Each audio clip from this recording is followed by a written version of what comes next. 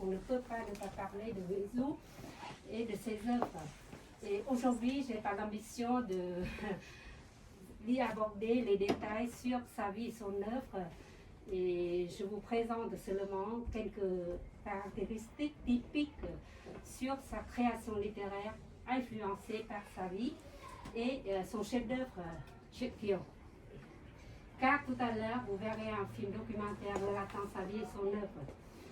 Donc, les Vietnamiens, comme vous savez, aiment beaucoup Nguyen Du et l'appellent le grand poète. Et il est non seulement une étoile brillante dans le ciel de la littérature vietnamienne, mais il est aussi une célébrité mondiale connue et reconnue par le monde. Donc, l'Organisation pour la paix l'avait honoré homme de culture du monde. Et comme vous savez, pourquoi maintenant on dit que la vie de Nguyen Du a exercé une grande influence sur sa création littéraire? Tout d'abord, nous savons que Nguyen Du est issu d'une famille noble dont le père était mandarin, ex-premier ministre sous la dynastie des Lê, et le beau-père était aussi mandarin. Et si son père est originaire de Ha Tĩnh, sa mère de Bắc Ninh, il est le fruit de la belle alliance entre les deux cultures, entre les deux régions riches de belles cultures, de belles traditions culturelles. On dit Visang de Ha Tĩnh, les chansonnettes internées entre garçons et filles, et Quan Họ Bắc Ninh, les chants internés. Et on peut dire aussi que on peut dire aussi que la vie aisée de Nguyen Du ne dure pas longtemps. Pourquoi? Parce qu'il perd son père à l'âge de 10 ans et sa mère 3 ans plus tard. Donc sa vie était étroitement liée aux événements historiques du pays. Et comme vous savez, à la fin du XVIIIe et au début du XIXe siècle, le régime féodal au Vietnam était gravement en crise avec l'éclatement de plusieurs mouvements paysans dont le sommet était l'insurrection des Tây Sơn, mettant fin au régime décadent des Lê postérieurs, ne régnant plus qu'en apparence. Et le vrai pouvoir était dans les mains des seigneurs Nguyen, des seigneurs Trịnh, excusez-moi. Et c'est pour ça les bouleversements, les vicissitudes historiques poussèrent la famille de Nguyen Du, auparavant était pleine de gloire, de renommée, à la ruine et au dispersement. Et la vie de Nguyen Du, comme ça, devra passer à la vie misérable aussi. Mais les vicissitudes de sa vie lui ont permis de témoigner, de mieux comprendre et de sympathiser avec les gens malheureux de cette époque-là, du régime féodal en ces temps de troubles.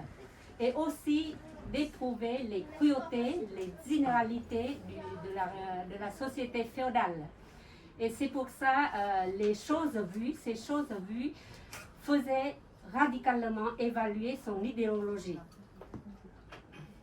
Et on peut dire que les bouleversements douloureux de sa famille, de la société, ont exercé une grande influence sur la création littéraire de Nguyen Du.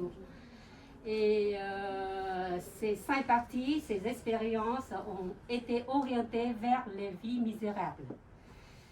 Et même plus tard, il a été invité à vivre à la cour des Nguyen.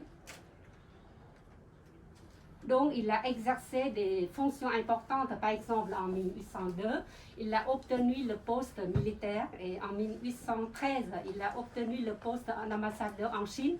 Mais il a considéré ces choses comme éphémères et n'a pas conçu l'intérêt pour la vie mandarinale. Et le deuxième point que je voudrais vous aborder aujourd'hui, je n'ose pas parler trop longtemps, mais le deuxième point, c'est pourquoi dit-on que l'histoire de Kieu est l'œuvre la plus lue, la plus populaire de tout le temps au niveau national et mondial. Pourquoi? Tout d'abord, nous savons que Histoire de Kyo est un poème épique et on peut aussi l'appeler le roman en vers composé de 3254 vers de 6 et 8 pieds alternés. Il a été le plus traduit dans les différents pays dans le monde et comme vous savez tout à l'heure, on va vous parler combien de pays, une trentaine de pays comme ça. Et puis, il continue d'être enseigné dans les écoles et réédité chaque année en grand exemplaire, en grand nombre d'exemplaires et par différents éditeurs. Et ensuite, on peut dire que Huizu s'est affranchi de la barrière de la langue chinoise qui s'est imposée au Vietnam plusieurs millénaires d'années au Vietnam pour écrire le Kyo en nom. Il était vraiment le premier Vietnamien à utiliser le vietnamien pour la langue littéraire officielle du pays. Et c'est pour ça, vous savez qu'on peut dire que la grande majorité des Vietnamiens, s'ils n'ont pas lu Histoire de Kyo, ont entendu parler d'elle ou ont entendu parler d'un certain personnage de ce poème.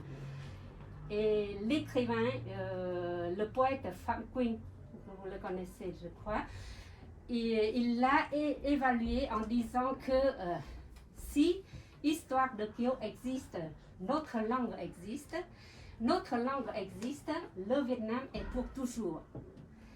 Et au Vietnam, autrefois, il y avait un dicton: être un homme, il faut savoir jouer aux cartes, toto, mais je ne sais pas, peut-être vous ne connaissez pas, et boire du thé Chinh Thai et lire l'histoire de Kyo en nom. À partir de là, vous pouvez imaginer quelle est la valeur de cette œuvre. Et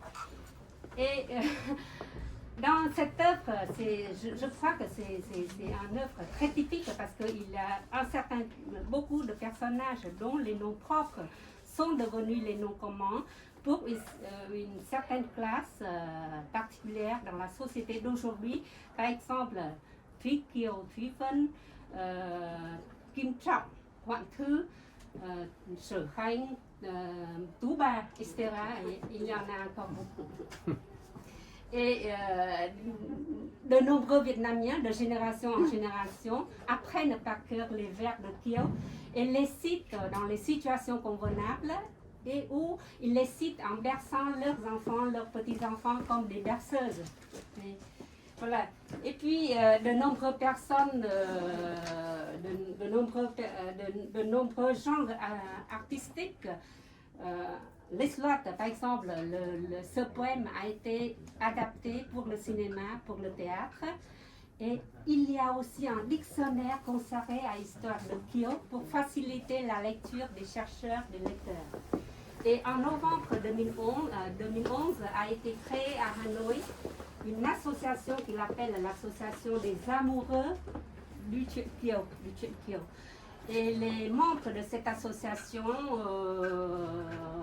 partagent la même passion pour l'étude de cette œuvre afin d'en découvrir les valeurs intemporelles.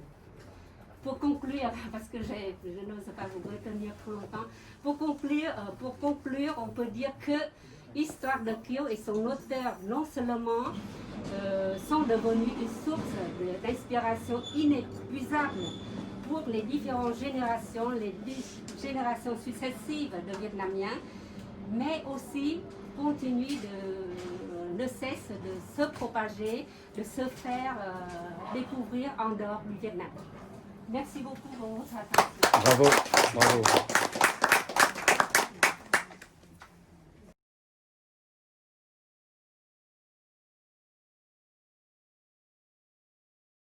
Les honorables invités, mesdames et messieurs, l'année 2020 marque le 250e anniversaire de la naissance et le 200e anniversaire du décès de Huizu, le génie de la poésie du Vietnam.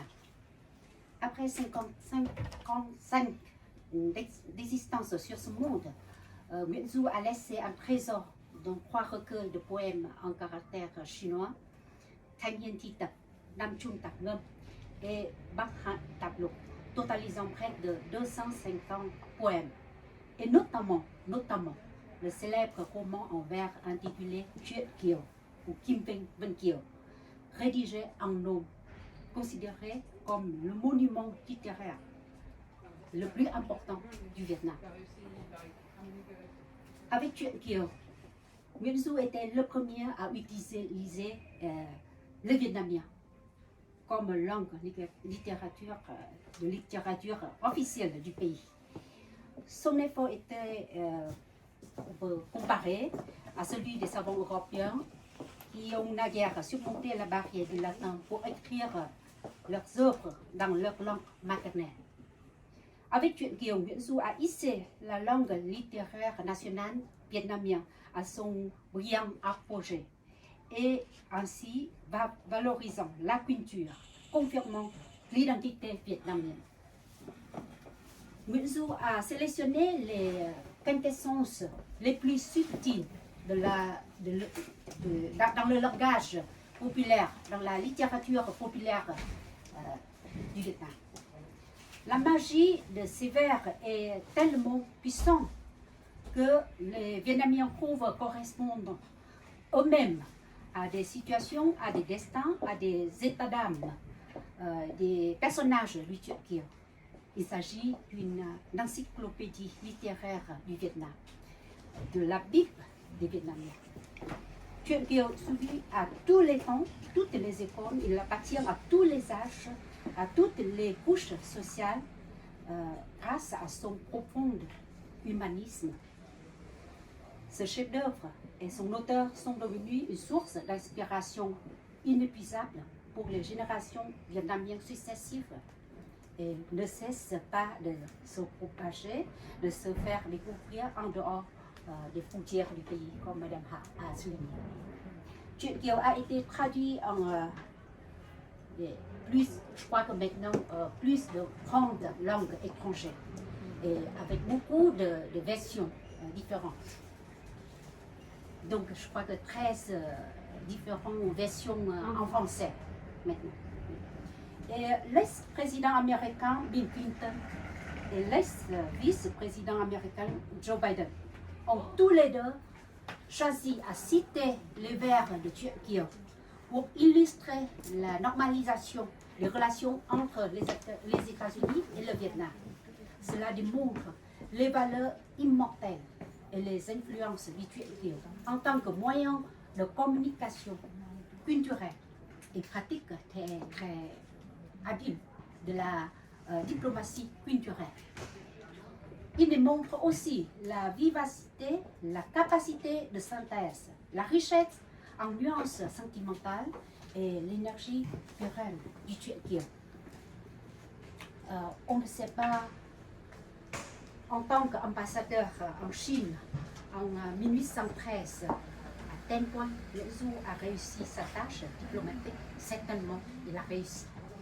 Mais l'influence de Chuyện Kiều nous montre la puissance de soft power, de la culture que ce grand œuvre a apporté.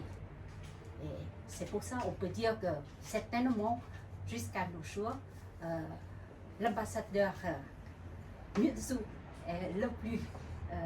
est l'ambassadeur le plus talentueux de notre culture dans le monde, pour le monde. Nous, les Vietnamiens, sommes fiers de Nguyễn Du et de Chuyện Kiều, mais ce grand temps vietnamien de la culture est aussi admiré par les amis internationaux. Le 25 novembre 2013, la conférence générale de l'UNESCO, lors de sa 37e session, a décidé que l'UNESCO serait associée en 2014-2015 aux célébrations d'une liste de 108 anniversaires des personnages et d'événements, dont le 205e anniversaire de la naissance de Nguyễn Du éminents poètes du Vietnam. Résolution 37C/15. Selon les critères de cette organisation onusienne, chaque célébrité figurant dans la liste doit avoir de grandes contributions dans les domaines de la culture, de l'éducation, des sciences sociales et humaines, conformément aux valeurs que l'UNESCO promeut. Cette année, malheureusement, à cause du Covid, tous les grands événements culturels ont été annulés au siège de l'UNESCO, dont la commémoration de la bicentenaire du décès de Nguyễn Du, que la délégation permanente de l'UNESCO avait planifié avec la province de Hà Tĩnh. Ainsi, je tiens à remercier vivement les organisateurs de cette exposition Kim Vân Kiều et ses traditions. La Fraternité Europe-Asie, la Librairie Sud-Est d'Asie, la FVSE pour avoir créé une opportunité pour nous tous d'honorer le grand poète Nguyễn Du et son œuvre Chuyện Kiều. De telles activités contribuent à conserver, à valoriser le patrimoine de Nguyễn Du, à sensibiliser l'œuvre aux amis étrangers pour promouvoir la culture du Vietnam. Que cette exposition soit couverte de succès. Je vous remercie de votre attention. Merci beaucoup, madame. Pour continuer le programme, nous inviter M. Pascal Monteau. Pascal.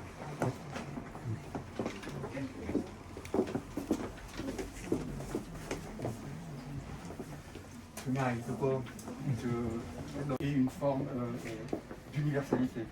Ce n'est pas en tant que spécialiste de la littérature ni de la culture vietnamienne que j'interviendrai, c'est plutôt pour aborder la question des traductions. La traduction, qu'est-ce que ça signifie que la traduction? Mais avant cela, je voulais me présenter aussi en tant qu'ami et une anecdote pour vous exprimer l'importance pour moi des livres et des livres aussi sur le Vietnam. C'est que parmi les premiers livres que j'ai trouvés sur le Vietnam, en récupérant les documents de ma grand-mère qui était vietnamienne, c'était une Bible que je n'ai jamais lue, un dictionnaire que j'ai énormément feuilleté et aussi le Kieu. Pour vous montrer que lorsqu'elle est partie, c'était les trois ouvrages fondamentaux avec lesquels elle souhaitait partir. La traduction, c'est fondamental bien sûr pour que les gens se comprennent, pour que l'on puisse faire monde et non pas que l'on vive dans une tour de Babel. Et la traduction, c'est finalement, ici, les personnes présentes parleront bien mieux que moi, c'est l'élément central qui nous permet de nous comprendre et de valoriser ce que l'on est soi-même par rapport aux autres. C'est cette forme finalement d'universalité qui est extrêmement importante. Et lorsque moi-même j'ai acheté mes premiers livres, il y avait bien sûr René Cressac, la traduction de Kieu, qui a été le premier ouvrage que j'ai acheté, et le deuxième était l'ouvrage de Lê Thanh Khoa sur l'histoire du Vietnam. C'est par là que je suis rentré petit à petit donc, dans cette histoire. Et en regardant ce qu'écrivait René Cressac, il expliquait donc, dans son introduction de sa traduction que le Kieu était le meilleur ouvrage pour rentrer dans la civilisation vietnamienne, pour comprendre les relations familiales, les croyances, les funérailles et tous ces éléments-là. Et il insistait ensuite sur le deuxième point qui était que, et je vais le citer, il n'est pas de chef-d'œuvre poétique qui, même exactement et adroitement transposé dans une langue étrangère, ne perde, si la traduction est en prose, une grande partie de sa saveur et de son parfum. Et l'on voit à travers ces deux citations l'importance du sens, c'est-à-dire la connaissance, mais aussi l'importance des sens de l'esthétique et de la sensibilité. Et quand on travaille sur la poésie et sur la littérature, les deux vont forcément de pair. D'où la difficulté, bien sûr, pour un traducteur d'expliquer le sens, ce que l'on veut dire, mais aussi ce que l'on veut ressentir. J'ai pu modestement aborder cette question il y a quelques années lorsque j'ai travaillé sur le Loc Văn Thien de Nguyen Ninh Chu, un autre auteur fondamental de l'histoire vietnamienne, et le fait d'avoir découvert... Oui, qui est d'ailleurs, je pense, dessous, un manuscrit voilà, que l'on avait trouvé, et qui, du coup, m'a incité à travailler plus précisément sur ça avec beaucoup de difficultés pour comprendre aussi ce qu'était que la littérature vietnamienne, la métrique du look-back, toute cette rime interne, etc. Mais grâce justement aux traductions qui avaient préexisté, ce travail a pu être fait. Et je me suis rendu compte que autant le Q, on peut comptabiliser des trentaines de traductions, le Look Vantien, on en est presque à une vingtaine aussi. Et ce qui était intéressant de voir à travers ce roman, c'est que dès le début de la colonisation française, la traduction d'Abel Desmichel avait été réalisée avec l'objectif d'utiliser ce poème comme un manuel d'enseignement du vietnamien, dès les années 1860. Donc cette découverte de Look Vantien et de la traduction m'a fait donc réfléchir sur l'importance de ces échanges-là, l'importance de travailler aussi de conserve pour pouvoir aborder la traduction de part et d'autre des langues, et c'est un travail finalement mutuel qui doit se réaliser à travers ces œuvres-là. Quelques éléments donc, sur l'intérêt que j'ai pu trouver dans cette réflexion sur la traduction, et notamment sur le Look Vantien, mais que l'on peut très bien évidemment aborder aussi avec le Q. Ce n'est pas la dimension psychologique des personnages, on a ces éléments-là, mais ce qui ressort pour moi, c'est la dimension de l'humanisme que l'on découvre réellement dans cette poésie, où on voit que la liberté individuelle va de pair aussi avec la responsabilité individuelle, avec le respect des morales traditionnelles, avec la volonté très confucienne d'être édifié comme un homme ou comme une femme. Et ça, ce sont des valeurs très vietnamiennes et qui sont aussi fondamentalement universelles. Un deuxième intérêt que je trouve et qui est en plein dans l'actualité, c'est le rapport de l'homme et de la nature. Le rapport avec son environnement naturel, où bien sûr tous ces poèmes sont truffés de relations aux fleuves, aux montagnes, aux villages, aux bambous, etc. Tous ces éléments de la nature qui font que l'homme n'est rien sans son environnement naturel. Et du point de vue de la poésie, c'est aussi toute la partie métaphorique, où on utilise précisément les végétaux, la nature, que l'on retrouve aussi dans cette poésie et qui est pour le coup relativement difficile à traduire ou à expliquer de but en blanc.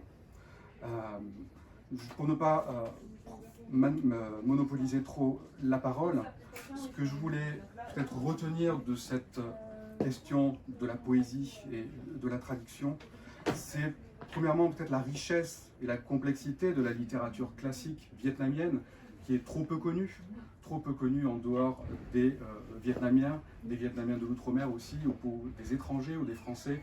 Positionner la littérature vietnamienne par rapport à la littérature asiatique est déjà très complexe, et pourtant il y a tellement de richesse dans cette littérature, notamment à travers le nom, comme vous l'avez exprimé aussi. Deuxième point que je voulais relever, puisque nous sommes ici à Paris, nous sommes dans cet échange franco-vietnamien, c'est de rappeler aussi l'importance de la traduction qui s'est réalisée au cours de la période coloniale, de part et d'autre, de Français qui étaient passionnés de la culture et de la littérature vietnamienne. J'ai mentionné Abel Desmichel, mais il y en a bien d'autres, mais aussi de tous ces intellectuels vietnamiens qui, grâce à la langue française, ont fait ce travail de transmission. On peut penser à Chun Vinh Ki, à Nguyen Van Vinh, à Yung Quang Ham et plein d'autres qui ont joué ce rôle réellement de transmetteur et finalement, et vous êtes là aussi, d'ambassadeur de la culture vietnamienne. De ce point de vue-là, il me semble que la relation entre la France et le Vietnam est fondamentale et que l'on se retrouve notamment sur l'importance de la littérature, l'importance des mots, de jouer avec les mots, tant dans la langue française que dans la langue vietnamienne. Et je voudrais terminer donc en citant un auteur français, Paul Valéry, que j'ai découvert et qui m'a conduit pendant de très très longues années, qui dans son ouvrage de 1931, Regard sur le monde actuel, dans une période qui était extrêmement troublée, dit « Les rapports entre les peuples commencent toujours par le contact des individus les moins faits pour rechercher les racines communes et découvrir avant toute chose la correspondance des sensibilités. » Et je pense que la littérature et que la traduction de la littérature, c'est précisément chercher ce sens des sensibilités et finalement de la dimension universelle des sensibilités qui font que malgré nos propres cultures, nos propres langues, nous réussissons à nous comprendre et à nous apprécier les uns les autres.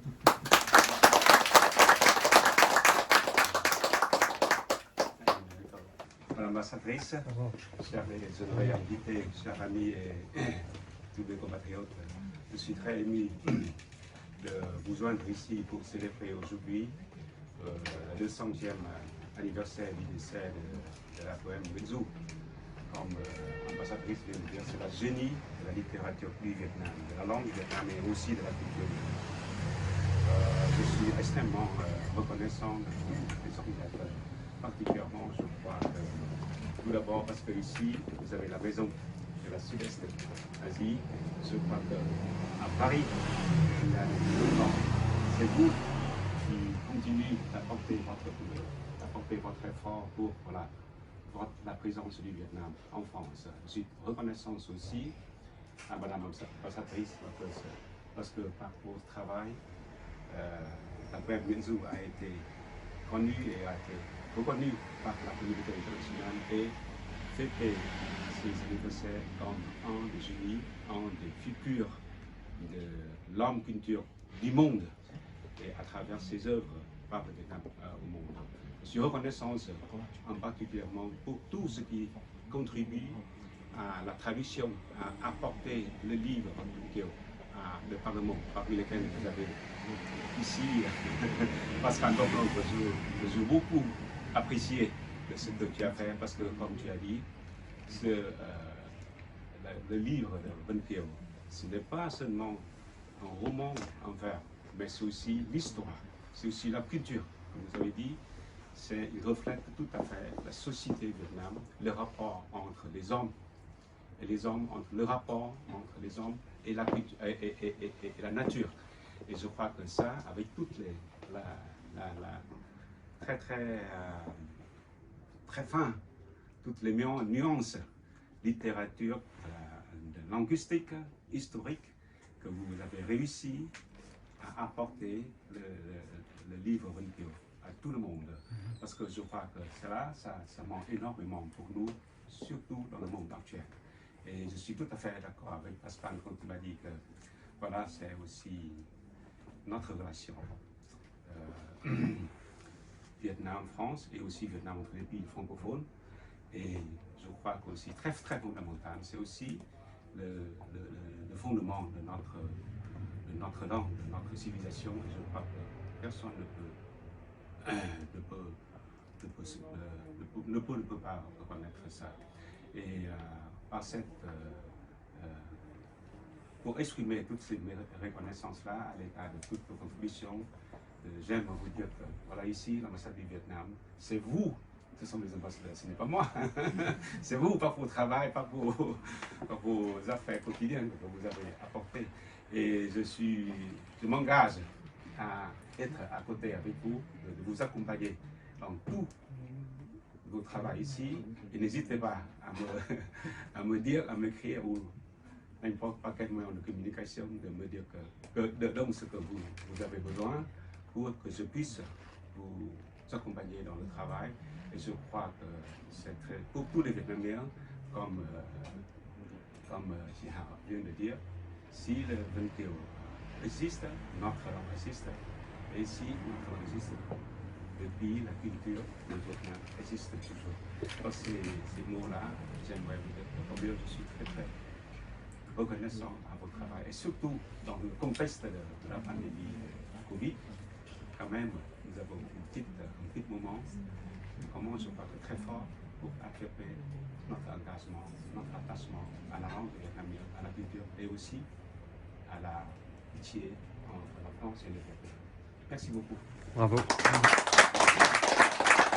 De me faire découvrir le Vietnam et merci pour de m'avoir invité, moi qui suis extérieure, parce que je reçois de l'extérieur cette œuvre et je voulais juste vous dire un mot et dire qu'effectivement ce qu'a dit monsieur à propos de la traduction de ce monde et de ce lien avec la nature, moi il est très présent dans les œuvres de Jacques Pham et ici on le voit beaucoup dans cette œuvre qui montre les personnages et qui en même temps derrière évoque certains moments de toute l'épopée et met en avant le personnage de cet esprit qui vient et qui sauve l'héroïne.